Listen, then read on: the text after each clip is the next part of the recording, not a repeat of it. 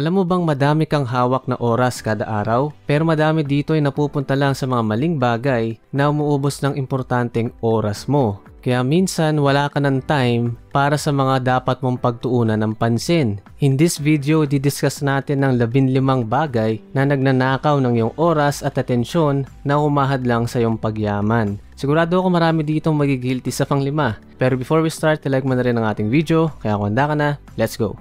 Number 1, pagbabad sa social media. Madaming dulot ng social media sa panahon natin ngayon. Pareho masama at mabuti. Sa masamang banda, hindi mo napapansin na na-addict kang gumamit ng Facebook, TikTok at iba pang platforms. Yung tipong wala ka naman dapat hinahanap pero scroll ka ng scroll. Tapos nagkakaroon ka ng dopamine hit kada may nakikita kang interesting, nakakatawa o nakaka-feel good na mga posts or videos. Ginawa talagang addicting ang mga platforms na ito para mapigilan kang makaalis dito upang kumita sila mula sa'yo. At yun ang kailangan mong maiwasan dahil mahalagang oras ang nasasayang mo. Sabi nga ni William Penn, time is what we want most but what we use worst. Kaya make sure to use your time wisely kapag gumagamit ka ng social media. Number 2, over-planning. Ito ay katulad sa madalas nyong gawin ng mga kaibigan mo, ang mag-drawing. Plano ng plano pero di naman tinutuloy. Yung oras na ginugugol mo kakaplano, lahat yan kumakain ng space sa utak mo. Therefore, it consumes a lot of your time. Same ito sa pagdating sa negosyo, lalo kang walang nauumpisahan kung nag-overplan ka sa mga dapat gawin. Don't get me wrong, dapat namang meron kang plano sa pagsisimula ng negosyo, ngunit kailangan pa rin na samahan mo ito ng matinding action para hindi ka lang ma-stuck sa starting point. Yung pag-take action ang magbibigay sa'yo ng malaking progress. Number 3, multitasking. Akala ng karamihan na malupit ka kapag nakakaya mong mag-multitask ng maraming bagay. Pero hindi mo napapansin, marami ka ring nasasayang na oras sa tuwing ginagawa mo ito dahil nawawala ka sa focus. Kaya ang ending nahati sa madami yung atensyon mo at wala kang natatapos na bagay. Mahirap yung patalon-talon sa iba't ibang ginagawa. Mas lalo ka lang nai-stress, hindi ka nagiging efficient at mas hindi ka nagiging productive. Much better na mag-focus ka sa isang bagay muna. Number 4, walang focus sa priorities. Marami sa atin alam naman yung gustong puntahan o yung dapat priority sa buhay. Let's say ito ay ang pagyaman o ang pag-asenso. Pero ang kamalian lang, iba ang laging ginagawa sa araw-araw. Mas naging focus at priority pa kasi yung mga pampalibang ng sarili tulad ng panonood ng something entertaining, tulad ng mga series o drama. Pero sa ganitong paraan, lalo kang lumalayo sa priorities mo sa buhay. Mas nauna kasi yung short term na mga kasiyahan mo lang. Kaya sa ganitong attitude, ang posibleng ending mo ay long term na paghihirap.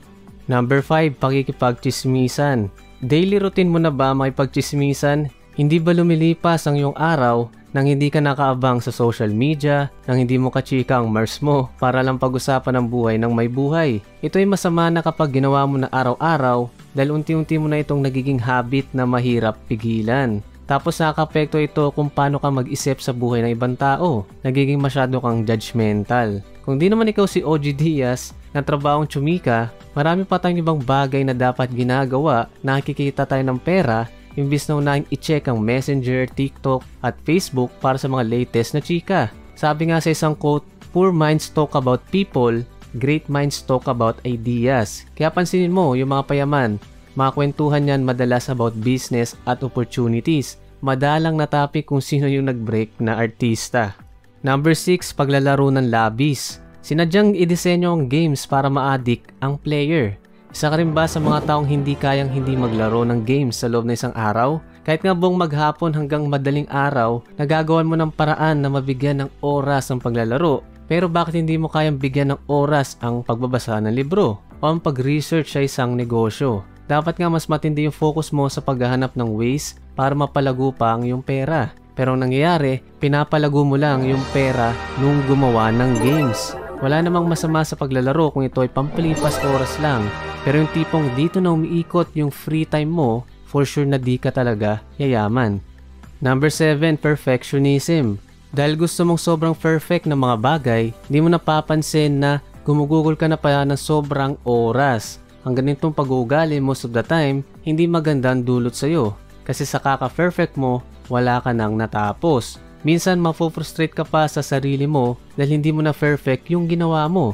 Minsan mas okay na kumilos ka na lang muna kahit magkamali ka pa. Tapos mag-adjust ka na lang along the way. Nagiging successful ang tao hindi dahil sa pagiging perfect pero sa pagkatuto mula sa mga setbacks at mistakes. Number 8, overcommitting. Huwag kasing oo ng oo. Matuto ding humindi paminsan-minsan. Lalo na sa mga bisyo lang at uubos ng pera mo tulad ng mga inuman. Ito yung punong-puno yung schedule mo pero puro gala lang naman yung pinupuntahan mo. Siguraduhin natin na kapag umuo ka sa isang bagay ay may mapapala kang maganda o may tutulong ito sa ating pag-asenso upang maging worth it ang oras na igugugol natin dito. Number 9, indecision. Minsan sa sobrang bagal natin mag-decide, marami na pala tayong napapalagpas sa mga opportunities na posibleng magpayaman o magpa-asenso sa atin. Madalas din na mga opportunities na darating sa buhay mo ay come and go. Kaya kapag di mo pinasok agad o hindi ka nag-take action, ay posibleng mag-open naman ang opportunity na ito sa ibang tao. Kaya nga may time na may naisip kang itayong negosyo sa isang lugar, pero dahil indecisive ka, hindi mo na ginawa. Pero may tao na darating din sa isip niya yung same opportunity na yun. Ang kaiba niya lang sa'yo ay nag-decide siyang gawin yung negosyo na ito at yun pang nagbigay ng success sa kanya. Kaya try natin na maging decisive at bilisan yung pagkilos. Number 10, di pag-set ng time sa gagawin. Maraming nasasayang na oras kapag hindi ka organized. Kaya kung marami kang nakatakda na gagawin sa buong araw at di mo alam kung paano ito sisimulan, makatulong kung paplanuhin mo kada task at lalagyan nito ng oras at duration. Kumuha ng planner o pwede ring cellphone mo, ilista. Halimbawa sa first task mo, 8 AM to 9 AM, sa second task naman, 9 AM to 9:30 AM, and so on. Kapag mayroon tayong task, siguraduhin natin na planuhin ng ating course of actions or step-by-step process at unahin ang mga dapat unahin. Lalo na yung mga task na nagre-require ng time or may deadline. Para di masayang ang oras mo in the future, ugaling magplano ahead of time. Number 11, solo flight. Trying to do everything yourself instead na humingi ka ng tulong kapag kailangan na ay isang malaking time waster. Iba rin kasi sa feeling kapag kaya mong gawin ang lahat, para kang kasing ang lupit mo, di ba? Pero minsan, ang paghingi ng tulong is the smartest move to make. Kapag marami nang gagawin, matuto tayong humingi ng tulong sa iba nang sa ganun, mas maaga nating matatapos ang gawain at makapag-focus kang gawin ang ibang bagay na mas importante. I-delegate na natin sa ibang tao yung mga trabaho na mas expert sila doon or yung mga work na manual. Mas marami kang magagawang mahalaga kung meron kang team o ibang tao na tutulong sa'yo. Number 12, unproductive meetings. Attending meetings that are unnecessary ay sayang lang sa oras. Pagpunta sa mga gatherings, meetings, or occasions na sobrang tagal bago matapos at kahit nga wala ka naman doon ay tatakbo. Aminin na natin, marami tayong mga ganitong pinupuntahan o mga tambay moments na wala naman talagang kwenta at niaambag sa pag-asenso mo. Kaya dapat na piliin mo rin yung mga pupuntahan mong meetups. Siguraduhin na meron kang mapupulot dito or may benefit din ito sa'yo. Number 13, dwelling on the past. Kapag masyado ka nag-focus sa mga nangyari na at hindi sa kasalukuyan, ay isa sa mga pinakasagabal natin sa pag-unlad. Lalo na sa pag-iisip sa mga nakaraan na hindi naman natin kayang baguhin pa. So bakit mo nire-rewind yung paulit-ulit sa utak mo? Mag-focus ka na lang sa mga magpapaunlad sa'yo sa present at planuhin yung mga hakbang na magpapayaman sa'yo sa future.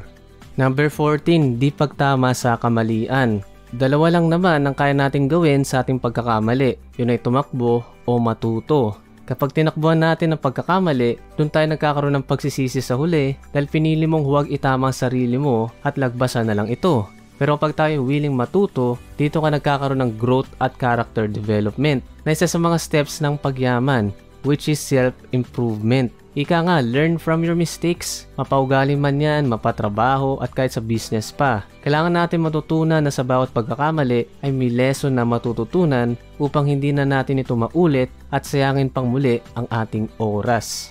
Bagong number 15, quick recap lang tayo ng mga wag mong gagawin sa oras mo kung gusto mong yumaman. Number 1, pagbaba sa social media. Number 2, overplanning. Number 3, multitasking. Number 4, walang focus sa priorities. Number 5, pakikipagchismisan. Number 6, paglalaro ng labis. Number 7, perfectionism. Number 8, overcommitting. Number 9, indecision. Number 10, di pag-set ng time sa gagawin. Number 11, solo flight. Number 12, unproductive meetings. Number 13, dwelling on the past. Number 14, di pagtama sa kamalian. At number 15, overthinking. Spending too much time analyzing situations or pag-aalala masyado sa outcome ng magiging desisyon mo ay isa din sa mga kumakain ng oras mo. Di masama ito sa mga desisyon na dapat pag-isipan ng maigi, tulad ng pagpapakasal o pagkakaroon ng anak, pero may mga bagay na kailangan ng desisyon natin kaagad. Wala sa thinking ang pag-asenso pero nandoon sa doing.